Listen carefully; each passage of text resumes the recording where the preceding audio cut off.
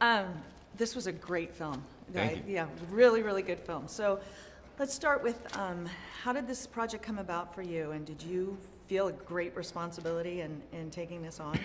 I feel a huge responsibility because Kong is film history. He's not just film history, he's a cinematic icon, and he is a piece of pop culture.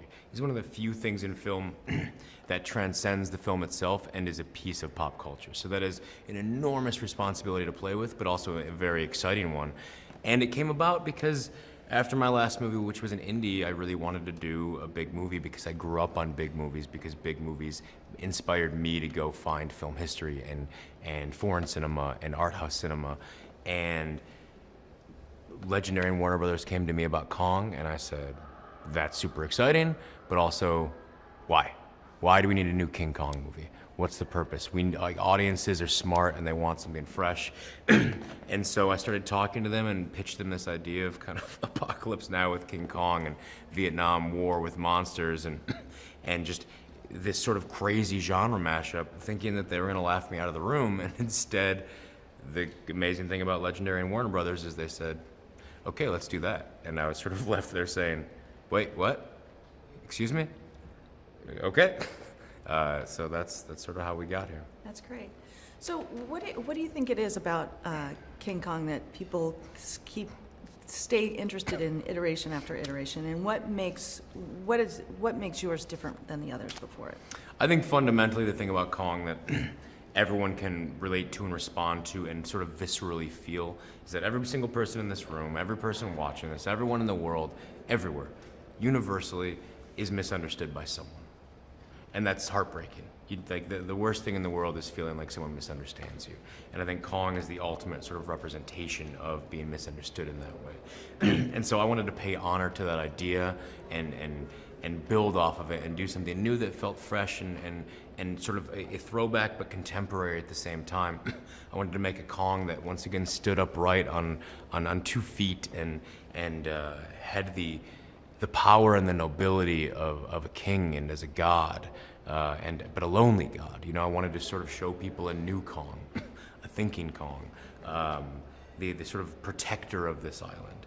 And so, you know, we wanted to sort of pay honor to everything that's come before it, but show audiences something completely new, because audiences are smart and they want to see fresh things. They want to see new things. They don't want to see the same thing over and over again.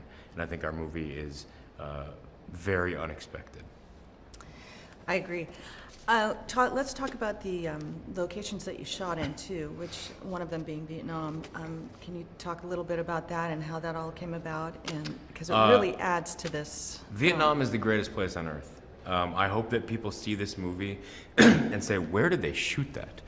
It's such a, I mean, beyond the people and the culture and the food being otherworldly and incredible, the landscapes and the environment are unlike anything you've seen before. And it was so important for me, for when people watch this movie, to not feel like, oh, yeah, it looks like Jurassic Park, or it looks like this island I've seen before, or it looks like a CG fest.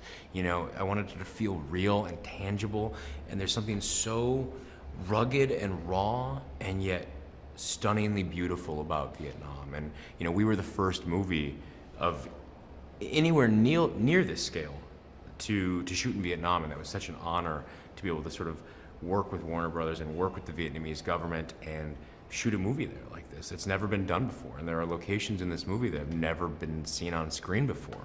And it was such a privilege and an honor, and the reason we wanted to do that, the reason we lugged ourselves all the way across the world, was to show audiences something new, and to have it feel fresh, and to have it like be as explosive as the first time you saw New Zealand in Lord of the Rings, when you're like, oh my God, where is that? You know, and I hope that people sort of discover and rediscover how gorgeous Vietnam is because of this movie. And let's talk a little bit about the cast too. It's sort of a fractured group of people here, and you've got a great ensemble cast. Can you talk a little bit about working with each of them? I mean, for me, it's an honor and a dream as a director to be able to have the cast that I had. That's a cast that can do everything. You know, they can do broad comedies to Broadway to Shakespeare in the Park. You know, the caliber of the cast that we had is so incredible, and they're all incredible human beings. in addition to being talented. And the reason that we built this cast and that I really tried to bring these people in was also to send a message that like this is not your normal Kong movie. This is not the Kong movie that you expect. This is not some sort of like disposable throwaway thing. These are like amazing actors. Like I think people are going to be so shocked by John C. Reilly in this movie. I think people are going to fall in love with Jason Mitchell in this movie, who, you know, everyone's sort of seen him as Eazy-E and Straight Outta Compton, but this is the first time you're really going to see him in something else.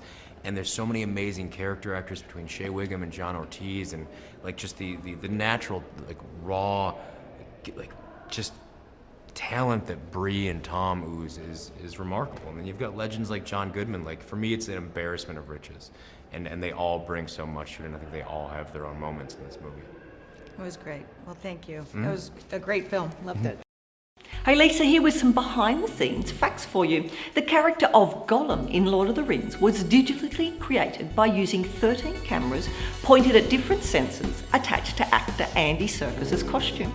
Now, the high-speed Phantom camera used in The Hurt Locker from 2008 had a capability of 2,000 frames per second.